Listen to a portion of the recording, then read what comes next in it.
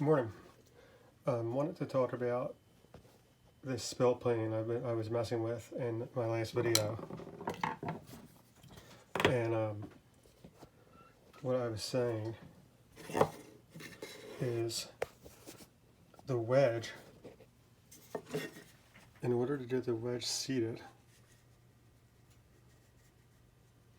where the blade is actually protruding past the sole, so it will cut. The wedge is actually passing the blade. It is sticking out into the sole. And what's going on is obviously when you make the cut or attempt to make your spill, the board that you're using pushes the wedge out of place, and it just obviously the blade gets loosened and it won't cut. Now you would think, well, what's a good remedy for this? Well, I did. You could see there maybe. Let's see if I can get in there. There, I cleaned up that part of sorry, trying to do this backwards. You see that little nick? That was not from me. That was from a board.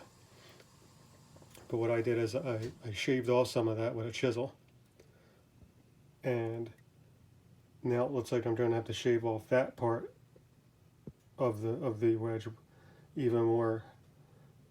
And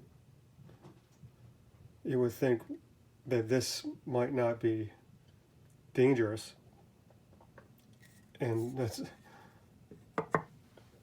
here. I was messing with it right before, just moments ago, and this was the first shaving I took. As soon as I took that shaving, I felt the iron loosen. Tapped down the wedge. Got this shaving here, which is more what we're looking for when making a spill. And once again, I gave it a little tap. The third attempt, the iron literally flew out of. There's the board I'm using. It's just a piece of poplar. There's the start of a spill that just fell over. The iron literally flew out of the sole or the body of the plane and landed right on my thumb. Luckily, this cut it's very deep, but thankfully it's only about 1 millimeter across, so it's very tiny, but it's a nice wide cut that if it had landed on my hand, or if it had landed on my thumb long ways rather than the sort of perpendicular to my thumb, I probably would need stitches right now. So that is just the now obviously that I mentioned in my last video that I sharpened up this iron. It is extremely sharp right now. Sharpen it really sharper than it needs to be honest. It's a sharp, and I don't know if that's an issue or not. I know because the shavings needed to make a spill are actually a little heavier than the shavings you would want from something like a smoothing plane. They actually do. You actually do want a coarser shaving, because the shaving needs to hold up. This one is not horrible, but you can see it's kind of floppy. You want that shaving to be a touch thicker, so when you use it to transfer your flame, it's not falling apart and theoretically becoming a fire hazard. But yeah, that is the real danger of an ill-fitting wedge.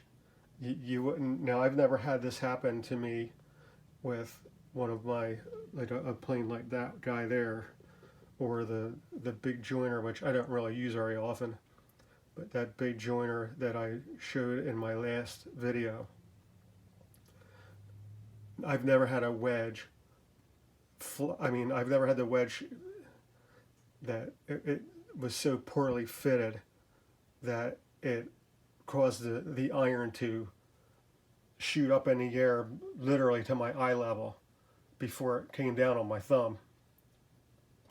And I'll be the first to tell you, if I was using this tool the wrong way, if I was pushing on it too hard, I was not. You could see that the cut, the first cut I took was very, very thin. It was really too thin for the end product that was supposed to be the result of using this plane. So a mild tap, and here it is reset, and probably that won't cut, but we'll try it.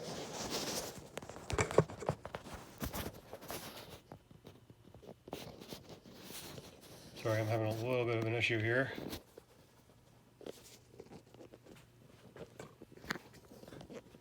My thumb's actually bleeding pretty good right now, unfortunately.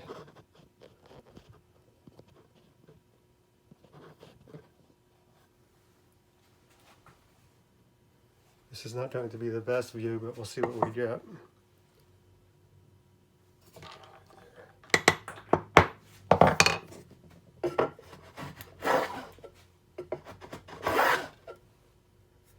Now right here, that is about the thickness level you want from a spill, but it's not the length.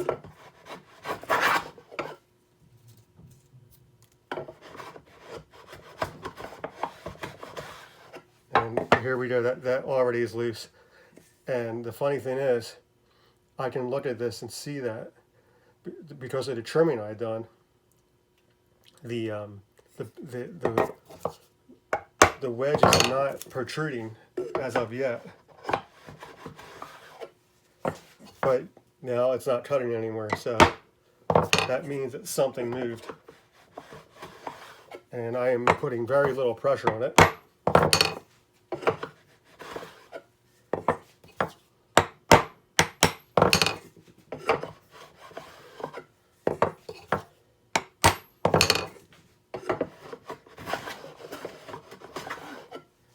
There's it very fine.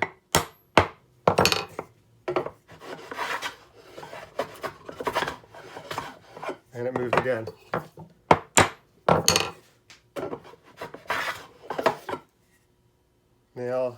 Now as was happening to me the other day, the wedge is so tight that it will not let the spill form.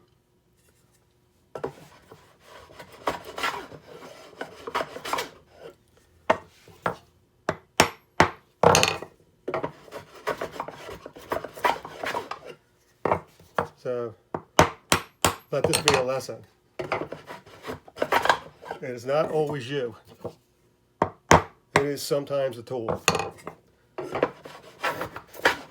And they say a craftsman never blames his tools. In this case, I'm blaming the tool.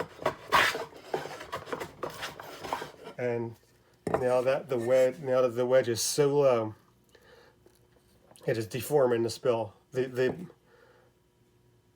Which is what this plane is intended to make. It is intended to make a finished spill, and it's not doing it.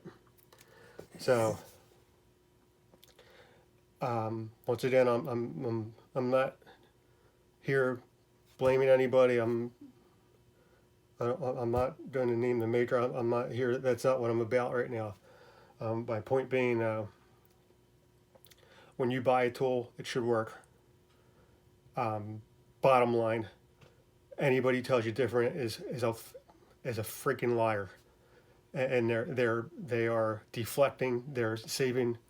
They're using their own leverage, their own. They're compromising their own integrity because maybe they want. Hey, I'm not here. I'm not putting words in people's mouth. This is my opinion. But maybe they want to have a sponsorship have money contributed to them by tool makers, whatever. I'm just making a guess, but don't ever let anybody tell you that if you buy a tool, it shouldn't work right. It should work right out of the gate. No bullshit. No, you have to do this, you have to do that, you have to do something else. No, the tool should work right away. You shouldn't even need to sharpen it yet. Now, of course, you're going to need to sharpen it after you use it. But if you did a tool that isn't sharp enough to use out of the box, you got a bad tool. If you did a tool that you need to F with and did it to work, you got a bad tool. Don't let anybody tell you different. They're lying to you. I don't. I'll say this 1,000 times, and was one of my major gripes I had with the woodworking gurus, the writers, all of them.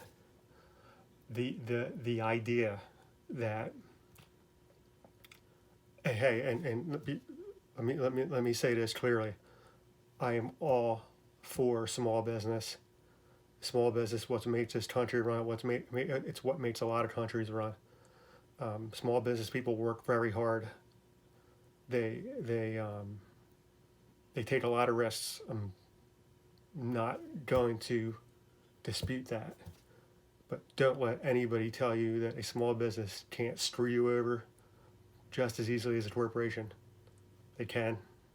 They can put out a bad product just like a corporation can.